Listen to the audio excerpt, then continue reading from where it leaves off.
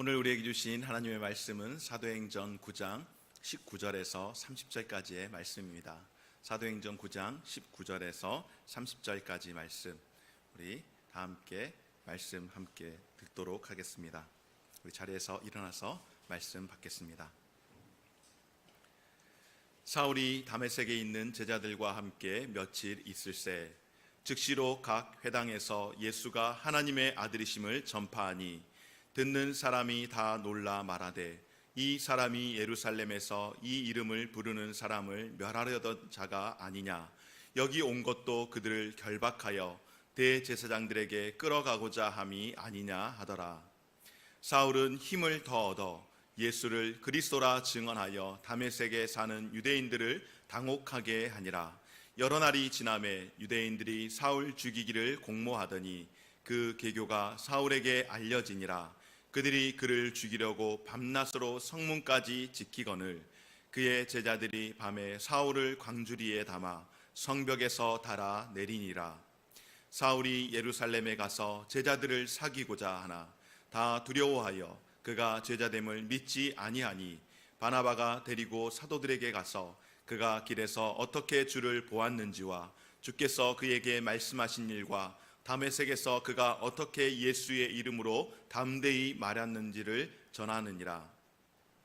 사울이 제자들과 함께 있어 예루살렘에 출입하며 또 주 예수의 이름으로 담대히 말하려고 헬라파 유대인들과 함께 말하며 변론하니 그 사람이 죽이려고 힘쓰거늘. 함께 읽겠습니다. 형제들이 알고 가이사랴로 데리고 내려가서 다소로 보내니라. 아멘. 여기까지 보았습니다. 우리 자리에 앉겠습니다.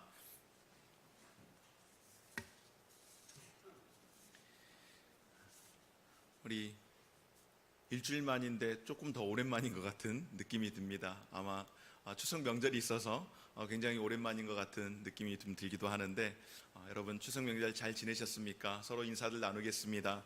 할렐루야, 행복하십시오. 성령 충만하십시오. 추석 명절 잘 지내셨습니까? 하고 한번 인사 나누겠습니다. 가정에 계시는 우리 모든 성도님들께서도 또 오늘 예배 가운데 참여하신 우리 모든 성도님들께서도 하나님께서 우리로 하여금 성령 충만하게 하시고 그 안에서 누리는 기쁨으로 인하여 행복함을 누릴 수 있는 우리 귀한 성도님들 되어주시기를 주의 이름으로 축원합니다.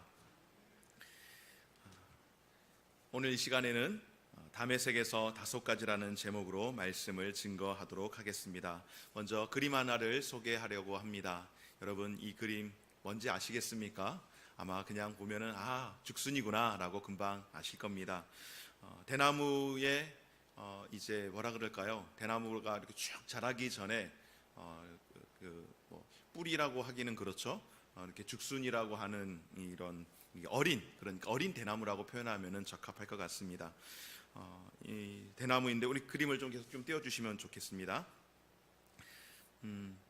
보통 죽순하면은 어릴 때에 이거 말고 앞에 이겁니다. 죽순하면은 여러분들 좋아하시는 분들도 있고 좋아하지 않는 분들도 있고 또 우리나라에도 이렇게 죽순 이렇게 대나무가 굉장히 이렇게 군락을 지어서 이렇게 자생하는 그런 지역들도 있는데 죽순의 특징은 하루가 다르게 굉장히 빨리빨리 자란다라고 하는 게 죽순의 특징입니다. 그런데 이거는 같은 죽순이긴 하지만은 종이 조금은 다른 것 같습니다. 중국에서만 자생한다라고 하는 모소 대나무라고 하는 그런 어린 죽순입니다. 이 모소 대나무의 특징이 있습니다. 이것은 4년 동안 거의 자라지 않는다고 합니다. 저렇게 이제 올라와서 4년 정도는 그러니까 사실 올라오지도 않았겠죠. 땅 속에서 4년 정도 한 3cm 자라는데 3cm라고 하면 여러분 한 이 정도밖에 되지 않습니다. 이 정도 자라는데 4년이 걸린다고 합니다. 보통 대나무는 그렇게 걸리지 않거든요. 며칠이면 쭉쭉쭉 자라서 대나무가 되어지는데 이 모소 대나무라고 하는 이 나무는 유독 4년 정도 기껏해야 3cm밖에 자라지 않는다고 합니다. 그런데 5년 차가 되어지면은 어떻게 되어지는가 하면은 다음 그림처럼 되어지는 겁니다. 5년 차가 되어지면은 하루에 무려 30cm씩 자란다고 합니다. 하루에 무려 30cm씩 자라서 6주 만에 15m 정도 되어지는 큰 나무로 그렇게 자라는 이런 특징을 갖고 있는 것이 바로 중국에서만 자생하는 모소 대나무라고 합니다. 여러분, 우리의 인생에서 태어나는 것은 순간입니다. 물론 어머니 뱃속에서 10개월이라는 세월을 보내기는 하지만은 어머니 뱃속에서 이제 세상에 나오는 그 시간은 그 전체의 시간을 비례해서 봤을 때에는 정말로 순간이죠. 그러나 태어나서 그가 바로 사람 구실을 할 수 있는가, 이 세상에서 바로 삶을 살아갈 수 있는가 라고 할 때에 그렇지 않습니다. 자라가는 데에 있어서는 반드시 오랜 시간이 필요합니다. 내가 원한다고 하여서 어느 한순간에 쑥 자라는 것이 결코 아닙니다. 한 사람이 아무리 극적으로 예수님을 만났다고 할지라도, 그 사람이 회심했다라고 할지라도 그 사람에게는 반드시 성장하는 과정이 필요합니다. 사무엘을 통해서 기름 부음을 받았던 다윗, 그는 어린 소년 시절에 사무엘을 통하여서 왕으로서 기름 부음을 받았습니다. 그러나 그가 정작 기름 부음을 받은 이후에 왕이 되기까지의 그 세월은 적지 않은 세월을 보냈습니다. 10여 년 이상의 세월을 보내면서 그 세월 동안 다윗이 무엇을 했을까요? 그 청소년 시절에서부터 이제 청년의 시절까지 그가 나이 30의 왕이 되었는데 10여 년 이상의 세월들을 보내면서 그는 사울을 피해서 혹독한 광야의 시절을 보내야만 했습니다. 바로 왕이 되지 않았습니다. 그리고 그 10년의 광야 생활은 매 순간순간마다 하나님을 의지하지 않으면 안 되었던 시간들이었고, 또한 하나님을 그렇게 매 순간순간마다 의지할 때에 하나님께서 그를 그 삶 가운데서 이끌어 결국은 왕의 보좌까지 앉도록 하는 훈련의 시간이었습니다. 사울이 다메섹에서 예수님을 빛으로 만났고 그리고 그가 영적인 눈을 뜨고 나서 회심을 하게 되었습니다. 그리고 하나님께서 말씀하시기를 이른 이방인의 사도로 내가 쓰겠노라고 말씀하시며 그를 불렀다라고 그렇게 아나니아에게 말씀을 하셨죠. 그럼에도 사울이 공식적으로 사역자의 길을 갖게 된 것, 그러니까 이방인의 이제 사도로서 보냄받은, 실제적으로 안디옥이라고 하는 지역으로 선교사로 보냄받았던 그 시간까지의 그 기간은 적지 않은 시간을 보내야만 했습니다. 사도행전 11장 25절 26절 말씀 가운데에 바나바가 사울을 찾으러 다소에 가서 만남에 안디옥에 데리고 와서 둘이 교회에 1년간 모여 있어 큰 무리를 가르쳤고 제자들이 안디옥에서 비로소 그리스도인이라 일컬음을 받게 되었느니라. 아멘. 다소에 있던 사울을 바나바가 데리고 가서 안디옥에서 함께 동역하던 때입니다. 이때로부터 사울이 회심한 시간까지 거꾸로 돌이켜보면 무려 15년이라는 시간이 지나갔습니다. 그러니까 사울이 다메섹에서 주님을 만나고 난 이후에 무려 15년이라는 그 긴 세월 동안, 물론 그렇다고 해서 그가 아무것도 하지 않았는가, 결코 그것은 아니지만은 그런 긴 세월을 통하여서 이제 공식적으로 하나님께서 그를 이방인의 사도로 그렇게 보내는 일들을 행할 때에 그가 그 역할들을 감당했다라고 하는 것입니다. 그러면 여러분, 사도 사울이 15년이라는 이 세월 동안 변화의 과정들을 겪었을 터인데 어떤 변화의 과정을 겪었을까요? 그가 다메섹에서 예수님을 만나고 난 다음에 바로 그가 사역의 현장으로 나가지 않습니다. 바로 아라비아로 갔다가 다메섹으로 들어가게 되었고, 또 다메섹에서 자신을 죽이려고 하는 자들을 피해서 예루살렘으로 갔다가 예루살렘에서도 그가 죽을 고비를 당하여서 다시 다소에 들어간 이후에 다소에서 이제 안디옥으로 그렇게 가는 그런 과정입니다. 그리고 바나바의 부름을 받고 안디옥에 가서 사역을 하다가 공식적으로 이방인의 선교사로 파송되어지는데, 오늘 이 시간 사울이 다메섹에서 다소까지 이르는 그 시간 동안 어떤 변화의 과정을 겪게 되었는지, 오늘 이 말씀을 통하여서 오늘 우리에게 주시는, 내게 주시는 깨닫는 은혜가 있기를 간절히 소망합니다. 첫 번째로 사울이 변화를 받았습니다. 그러니까 예수님을 만난 거죠. 그리고 아나니아라는 사람을 통하여서 안수를 받고 그의 눈에 비닐 같은 것이 이제 벗겨지고 드디어 볼 수 있게 되었고 음식을 먹을 수 있게 되었고 다시 회복하게 되었습니다. 그리고 회복하게 된 사울이 어떻게 합니까? 즉시로 그가 행한 일이 있습니다. 즉각적인 그의 삶에 변화가 일어났는데요. 오늘 19절 말씀 가운데에 사울이 다메섹에 있는 제자들과 함께 며칠 있을새 즉시로 각 회당에서 예수가 하나님의 아들이심을 전파하니. 아멘. 사울은 이제 갓 회심한 사람입니다. 그럼에도 불구하고 즉시로 각 회당에서 예수가 누구임을 증거합니까? 바로 예수가 하나님의 아들이심을 증거합니다. 여러분, 오늘 저와 우리의 삶 가운데에, 우리의 마음 가운데에, 우리의 심령 가운데에 이런 변화가 있기를 간절히 소망합니다. 어떤 변화입니까? 바로 사울과 같은 이런 변화. 즉시로 우리가 행해야 할 일들이 있을 때에 머뭇거리지 않고 그 일에 충성할 수 있는 저와 우리 모든 성도님들 되어주시기를 간절히 소망합니다.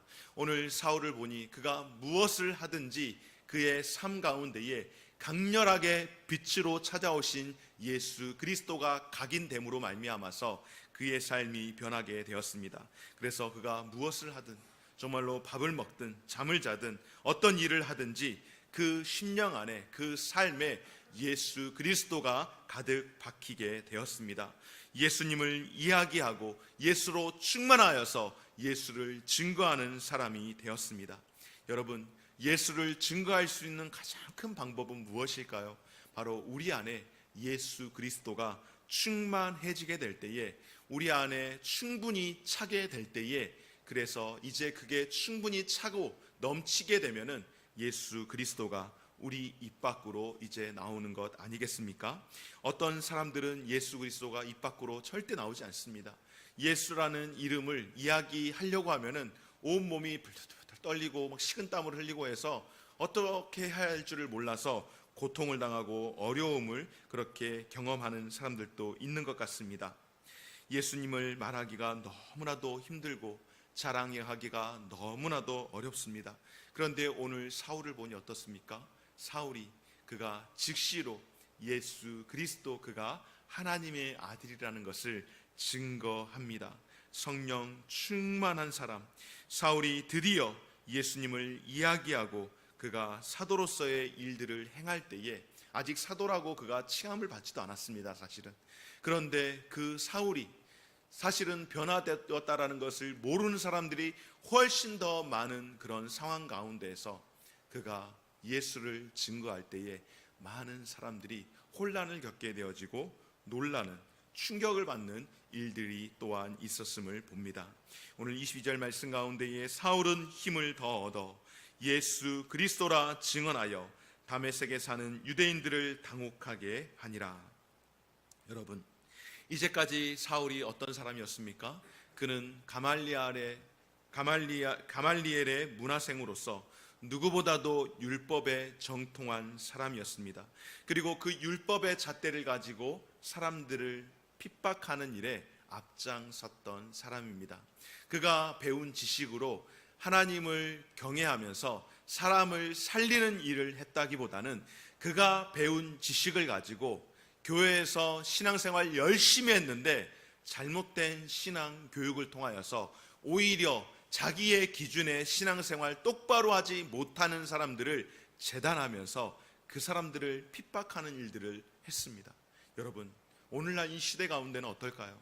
오늘날 이 시대 가운데서도 신앙생활 오랫동안 했는데 신앙생활 오래 한 사람들이 오히려 신앙생활 처음 한 사람들에 대해서 그들을 품어주고 그들을 더 잘할 수 있도록 도와주기보다는 오히려 이것은 이래서 문제고 저것은 저래서 문제라고 재단하는 경우가 얼마나 많이 있는지 모르겠습니다.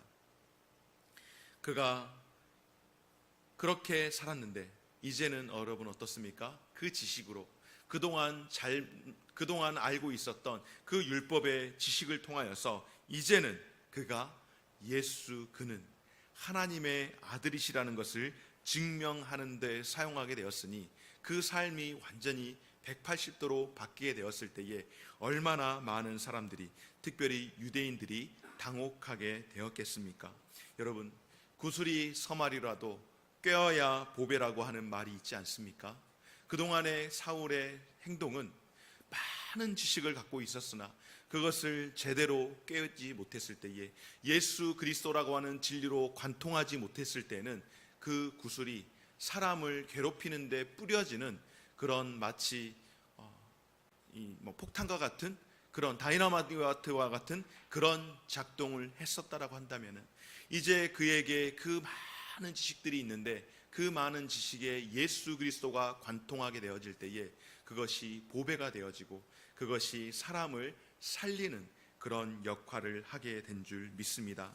사랑하는 여러분, 잘못된 지식으로 가득 차 있던 사울, 이제는 예수 그리스도가 누구인지를 알고 그를 증거하고 그를 선포하는 일에 앞장서게 된 줄 믿습니다. 사랑하는 여러분, 우리는 삶을 살아가면서 수많은 이야기를 합니다. 수많은 이야기를 듣습니다. 여러분, 명절 보내면서, 가족들과 함께 보내면서 어떤 이야기를 주로 하셨습니까? 여러분, 살아가는 이야기 많이 하셨을 겁니다. 아마 세상 돌아가는 이야기 많이 하셨을 겁니다. 그리고 요즘 정치가 굉장히 핫하죠. 이제 내년에 대선을 앞두고 있으니, 그러니까 또 그런 일들로 인하여서 이야기를 많이 하지 않았을까요? 여전히 우리 가운데의 가장 큰 이슈는 먹고 사는 문제 가운데에 집에 대한 문제 아니겠습니까? 이 집에 대한 문제를 가지고 많은 이야기들을 하지 않았습니까?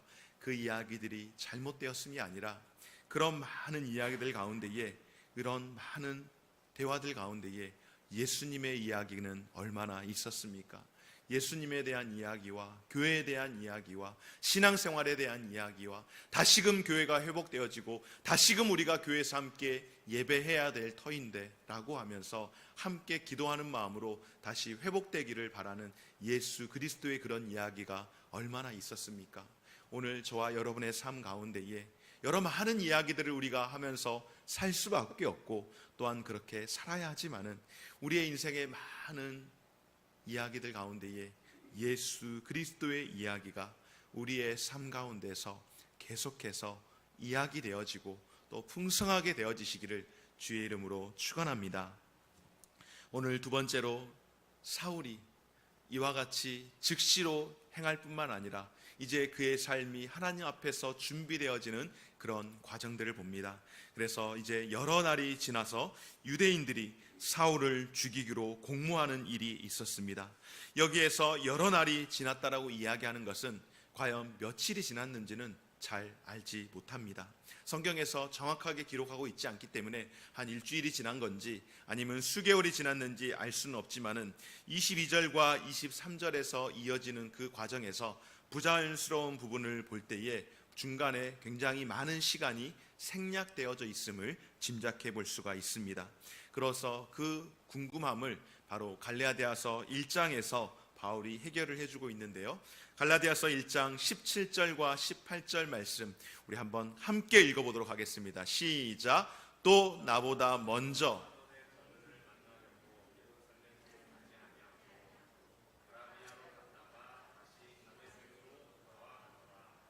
그 후 3년 만에 내가 게바를 방문하려고 예루살렘에 올라가서 그와 함께 15일을 머무는 동안. 아멘. 사울이 다메섹에서 회심하고 난 이후에 마음은 예루살렘에 있는 많은 사람들, 특별히 사도들을 만나고 싶은 그런 마음이 있었지만은 그가 예루살렘으로 곧장 가지 아니하고 다메섹에서 그리 멀지 않은 아라비아 광야로 가서 그가 그곳에서 3년을 머물렀다라고 고백을 합니다. 아라비아가 그렇게 멀지 않은, 다메섹에서 그리 멀지 않은 광야이지만은 이 아라비아, 이 광야, 수천 년 전에 사울의 조상이었던 모세와 또 모세와 함께 했던 그들의 조상 이스라엘 민족들이 애굽에서 출애굽하며 가나안에 입성하기 위해서 머물렀던 그 곳이, 그 자리가 바로 아라비아 광야입니다. 가나안 땅을 향하여서 출발할 때 지났던 그 땅에서 조상들이 하나님과 교제했던 그 자리에서 그가 하나님을 만나서 하나님과 교제하는 시간을 갖습니다. 많은 학자들이 그가 이 광야에서 무엇을 했을까 여러 가지 많은 추론들을 하지만은 그래도 가장 우리가 동의할 수 있는 부분은 3년이라는 그 세월 동안 그가 철저하게 자신의 신앙관을 재정리하고 재정립하는 그런 시간이 아니었을까라고 우리가 보고 있습니다. 광야에서 사울은 머리 끝부터 발끝까지 이르러서 자신이 경험하고 그동안 알고 있었던 그 모든 지식들을 다 내려놓고 새롭게 하나님 앞에서 거듭나는 그런 삶의 시간을 가졌습니다. 어릴 때부터 배우고 신봉했던 유대교에 대한 몸소 배워서 몸으로부터 터득했던 그 유대교의 그 모든 것들 탈피하기 위해서 이 광야의 시간을 통하여서 고독과 스스로 싸우면서 그가 단련하는 그런 시간들을 가지며 어떤 일들이 일어났을까요? 지난날에 잘못되었던 그런 묵은 찌꺼기 같은 신앙의 모습들 다 벗어내고 예수 그리스도를 직접적으로 계시를 통하여서 그가 만남으로 복음 가운데서 그의 인격이 새롭게 세워지는 그런 삶의 시간들을 보내지 않았겠습니까? 그가 3년이라는 그 광야의 시간 철저하게 하나님을 만나면서 주님의 증인으로서의 삶을 살기 위해 준비하는 과정이었을 겁니다. 결코 쉽지 않은 시간이었을 겁니다. 결코 즐거운 시간도 아니었을 겁니다. 그럼에도 불구하고 사울에게 있어서 이 시간이 반드시 필요했던 이유는 무엇인가? 바로 하나님께서 그를 부르실 때에 이는 내가 나의 택한 그릇으로 삼기 위함이라 라고 말씀하신 것처럼 그가 하나님께서 쓰시기에 가장 적합한 그릇이 되기 위한 그런 시간들로 준비하는 시간으로 그가 그렇게 보내게 된 줄 믿습니다. 사랑하는 여러분, 다윗은 이렇게 고백합니다. 시편 19편 9절 10절 말씀 가운데에 여호와를 경외하는 도는 정결하여 영원까지 이르고 여호와의 법도는 진실하여 다 의로우니 금 곧 많은 순금보다 더 사모할 것이며 꿀과 송이꿀보다 더 달도다. 아멘. 여러분, 이 말씀을 처음 보시지는 않았을 터인데 이 말씀을 보실 때마다 여러분의 마음이 어떻습니까? 하나님의 말씀을 순금보다 더 사모한다, 송이꿀보다 더 달다라고 그렇게 고백하고 있습니까? 성경을 읽을 때마다 이 말씀을 읽으면 이 말씀이 여기에만 있는 게 아니라 시편의 여러 군데에 하나님의 말씀이 금보다 더 귀하다라고 말씀하고 꿀보다 더 달다라고 말씀을 할 때에 저 역시 이 말씀을 보면서 마음으로 기도합니다. 정말로 그런 경험을 하기를 원합니다. 하나님의 말씀이 금보다 더 귀하다라고 하는 것을 느낄 수 있게 하시고 내 마음에 그것이 가득할 수 있게 하시고 하나님의 말씀을 읽을 때에 하나님의 말씀이 너무너무 좋아서 이 말씀을 내 입에서 뗄 수가 없도다라고 하는 그런 절박함이 내 심령 가운데 있기를 바라는 마음으로 그런 고백들을 하면서 읽을 때가 있습니다. 오늘 다윗이 이렇게까지 고백할 수 있었던 이유가 무엇일까요? 바로 광야라고 하는 그 시간을 통하여서 그 십수년의 세월들을 보내면서 그 광야에서 고통의 시간 가운데에 죽음의 위기 가운데서 그를 살렸던 하나님의 말씀이 이제는 그에게 금보다 더 귀한 말씀이 되었고 그를 살리고 그의 입에서 떠나지 않게 만드는 꿀송이보다 더 달콤한 말씀이 되지 않았겠습니까? 오늘 저와 여러분들에게 이와 같은 사모하는 마음이 있었으면 좋겠습니다. 하나님의 말씀을 우리가 가까이 할 때에 하나님 제게도 하나님의 말씀이 금보다 더 귀한 말씀이 되어서 세상의 그 무엇보다도 가장 귀하고 가장 가치 있게 여길 수 있는 그런 뜨거운 마음을 허락하여 주시고 하나님의 말씀이 내 앞에 들려질 때에 내 입술을 통하여서 읽혀질 때에 하나님의 말씀이 그 어떤 양식보다 더 달콤하여서 나로 하여금 이 말씀 앞에서 떨어져 나가지 않도록 하나님 나를 도와달라고 그렇게 고백했으면 좋겠습니다. 여러분, 훈련이라고 하는 것 결코 쉽지 않죠. 특별히 남성분들은 군대에서 훈련 받는 거 생각하면은 군대만큼 훈련 받는 게 얼마나 힘듭니까? 그런데 사실상 군대에서만큼 또 훈련 받는 게 쉬운 게 없습니다. 왜냐하면은 시키는 대로 하면 되니까. 시켜주는 대로 우리가 하면은 그렇게 우리가 군인으로서 만들어져 나가기 때문에 정말로 힘든 것 같지만은 사실은 굉장히 쉬운 것 같습니다. 신앙생활 하는 것 결코 쉽지 않죠. 교회에서 말씀을 듣는 것만으로 결코 쉽지 않습니다. 그래서 여러분, 개인의 삶을 통하여서 우리가 훈련하고 우리가 닦아야 되지 않겠습니까? 훈련은 지루하고 고통스럽지만은 그러나 이것이 바로 되어질 때에 우리의 영적인 체력을, 영적인 우리의 이 근육들을 키워낼 수 있는 그런 특별한 은혜가 있는 줄 믿습니다. 오늘 사울이 아라비아라는 그 시간을 통하여서 그와 같이 그의 신앙을 단련하고 하나님의 귀한 도구로 세워졌던 것처럼 우리의 삶 가운데에서 다윗과 같이, 사울과 같이 하나님의 말씀으로 다시금 우리의 신앙을 단련할 수 있고 회복할 수 있고, 그리고 이제 곧 위드 코로나라고 이야기하면은, 여러분 이따 광고 때도 말씀하겠지만은 이제 교회를 나오는 데 있어서 예방접종 다 맞으신 분들은 여러분 어디든지 가시잖아요. 교회도 역시 마찬가지입니다. 예방접종 이제 다 맞으신 분들은 오시는데 문제가 없습니다. 예방접종 다 하신 분들은 카운트를 하지 않습니다. 이제 그러기에 여러분들 교회 오시는데 더 이상 코로나 때문에라고 하기보다는 이제는 코로나가 아니라 코로나로 인하여서 무뎌졌던 우리의 마음 때문에 못 오는 경우도 더 많이 있지 않겠습니까?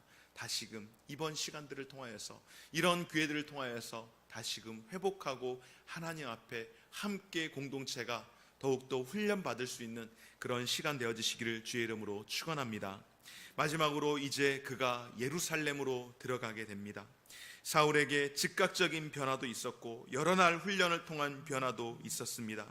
그가 다메섹에 가는 길에서 앞을 보지 못하게 되었고, 다메섹에 들어가 그곳에서 복음을 전하다가 죽을 위기를 당하고 광주리에 실려서 다메섹에 나와서 그렇게 고생하던 적들도 있습니다. 그리고 그가 이제 이런 여러 많은 경로들을 통하여서 드디어 예루살렘으로 들어가게 되어지는데요, 오늘 26절 말씀 가운데에 사울이 예루살렘에 가서 제자들을 사귀고자 하나 다 두려워하여 그가 제자됨을 믿지 아니하니. 아멘. 여러분, 사울이 지금 예루살렘으로 들어온다라고 이야기하는 소식을 듣게 되었을 때에 예루살렘에 있던 성도들, 제자들이 사울이 온다라고 하는 이야기, 아니 사울이라는 그 이름만 듣고도 모두가 두려워하는 그런 이 지경에 처했습니다. 사울의 이름만 듣고도 두려워했다라고 한다면 사울이 예루살렘에 들어오는 것을 환영하는 사람이 있었을까요? 아마 없었겠죠. 그 이름만 들어도 불편한데 그가 들어오는 것을 누가 쉽사리 받아줄 수 있었겠습니까?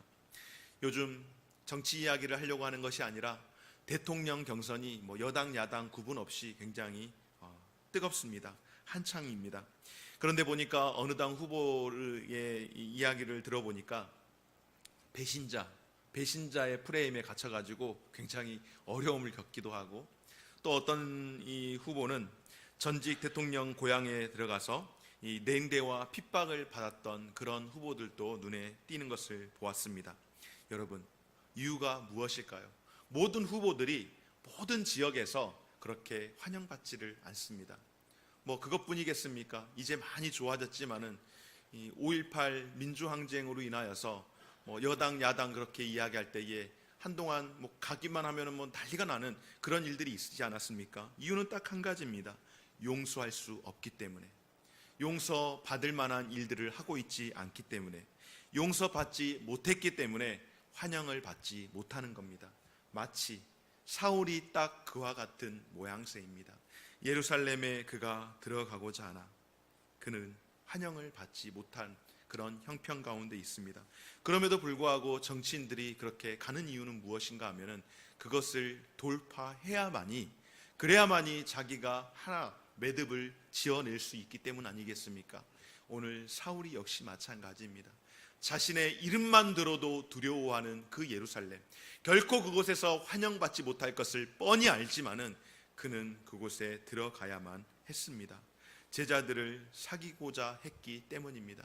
그곳에서 성도들을 만나야 했기 때문입니다.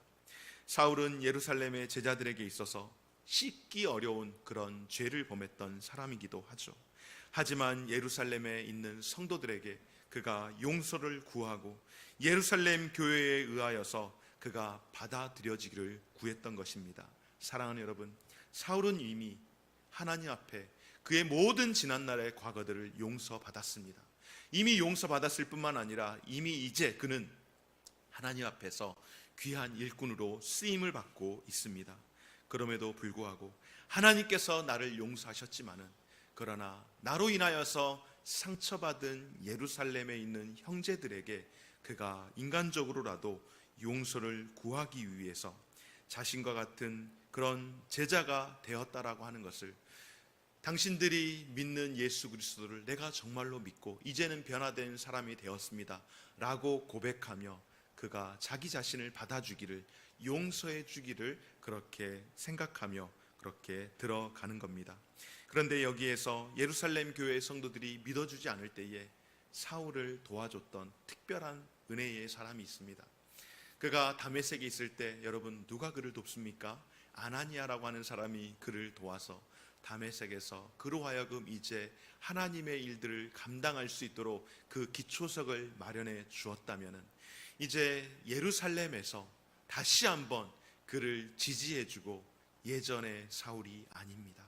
이제 사울은 하나님의 사람이 되었습니다라고 하며 그를 지지해주는 사람이 있었는데요, 오늘 27절과 28절 말씀 가운데에 바나바가 데리고 사도들에게 가서 그가 길에서 어떻게 주를 보았는지와 주께서 그에게 말씀하신 일과 다메섹에서 그가 어떻게 예수의 이름으로 담대히 말하였는지를 전하니라.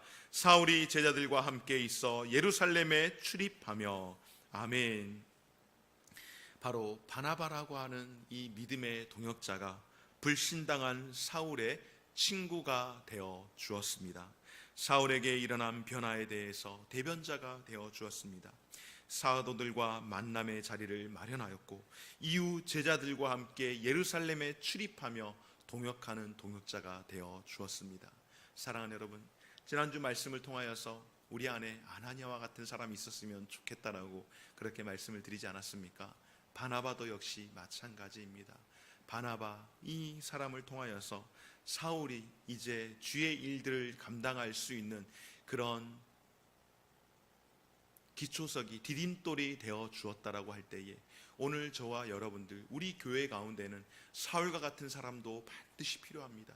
후에 나올 베드로와 같은 그런 여러 많은 사도들과 같은 제자들도 필요하지만은, 그러나 이름도 없이 빛도 없이 한번 등장했다가 사라져버리는, 물론 바나바는 함께 이제 사역을 감당하지만은 아나니아나 바나바와 같은 이런 믿음의 사람들을 통하여서 바로 사울과 같은, 사도 바울과 같은 이런 위대한 믿음의 동역자들이 나오는 줄 믿습니다.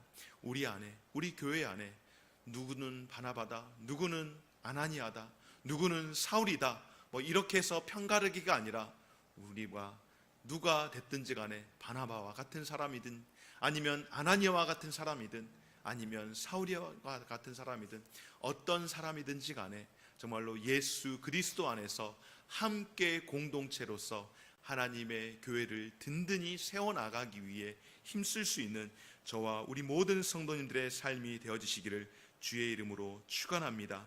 뿐만 아니라 여러분, 예수님께서 그와 같은 일들을 감당하지 않습니까? 십자가에 못 박혀 죽으실 때에 마지막으로 그분이 하셨던 말씀 무엇입니까? 아버지, 저들의 죄를 사하여 주옵소서. 저들이 하는 일을 알지 못하나이다. 그리고 이 말씀과 같이 똑같은 고백으로 했던 이가 있습니다. 바로 스데반 아니겠습니까? 그가 사도행전 7장 60절 말씀 가운데 돌에 맞아 피 흘려 죽으며 순교할 때에 마지막 그의 고백이 무릎을 꿇고 불러 이르되 주여 이 죄를 그들에게 돌리지 마옵소서 하고 이 말을 하고 자니라라고 했던 것처럼 우리 안에 이와 같은 일들로 인하여서 교회를 세우는 일에 앞장설 수 있는 저와 우리 모든 성도님들 되어지시기를 주의 이름으로 축원합니다. 오래 신앙생활 했음이 우리에게 훈장이 아니라 신앙생활을 짧게 했든 오래 했든 오늘 바나바와 같이, 아나니아와 같이, 사울과 같이, 그리고 주님과 같이, 스데반과 같이 이런 훈련들의 과정을 통하여서 계속해서 자라갈 수 있는 저와 여러분 되어지시기를 주의 이름으로 축원합니다. 여러분, 이와 같은 삶을 살아갈 수 있는 것은 그냥 되어지는 것이 결코 아니죠. 예수 그리스도의 은혜로 거듭난 이후에 이런 성장의 과정은 반드시 필요한데 저와 여러분들 우리에게 이런 성장의 과정이 반드시 필요한 줄 믿습니다. 때로는 거듭난 것 같은데 여전히 자라나는 것 같아 보이지 않을 때도 있습니다. 앞서 보여드렸던 모소 대나무와 같이 한참 된 것 같은데 아직 여기까지밖에 안 됐나 라고 하는 그런 모습을 보일 때도 있지만은, 여러분, 중요한 것이 무엇입니까? 그 안에 생명이 있다라고 하는 것입니다.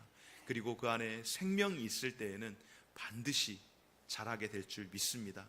그래서 자라고 있지 못하고 있는 사람들을 볼 때에 왜 아직까지 이 모양이지가 아니라 여전히 그 안에 생명이 있음을 기대하면서 자라나기를 기대해 줄 수 있는 그런 성도 되어지기를 소망하며, 또한 자라났다라고 한다면은 오래되었다라고가 아니라 오래된 과정 가운데서도 우리가 그렇게 그런 좋은 매듭들이 있음을 기억하고 또 그렇게 매듭을 만들어낼 수 있는 저와 우리 모든 성도들, 오늘 사울이 거듭나서 즉시로 변화되어 움직이며 예수를 증거하는 것도 있지만 여러 날을 통하여서 하나님이 쓰실 만한 그런 그릇으로 만들어갔던 것처럼 오늘 우리 안에 하나님께서 함께함으로 말미암아 우리 모든 성도들이 하나님과의 관계 또 사람들과의 관계에서 주님 앞에서 균형 잡힌 그런 삶을 살아갈 수 있는, 그리고 끊임없이 자라갈 수 있는 그런 삶을 살 수 있는 저와 우리 모든 성도님들의 삶이 되어지시기를 주의 이름으로 축원합니다. 우리 함께 말씀을 기억하시면서 찬송하시고 기도드리겠습니다. 이 시간 우리 함께